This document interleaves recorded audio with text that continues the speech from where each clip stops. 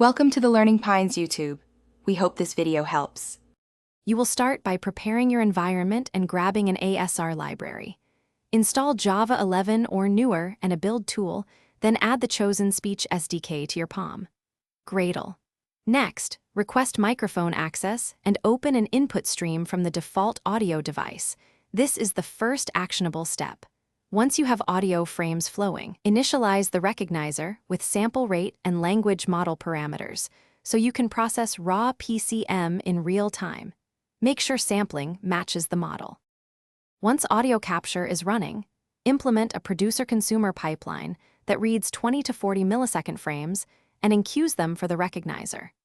You should feed those frames into the SDK's streaming API, handle partial hypotheses for low latency feedback, and commit final results when the SDK indicates end of utterance. Make sure to separate capture, recognition, and UI into different threads to avoid dropouts, and apply a simple VAD if you want to reduce false triggers and conserve CPU.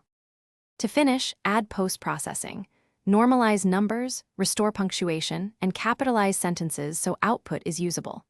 Persist transcripts to disk or a database, and implement reconnect logic and exponential backoff for cloud services to handle rate limits.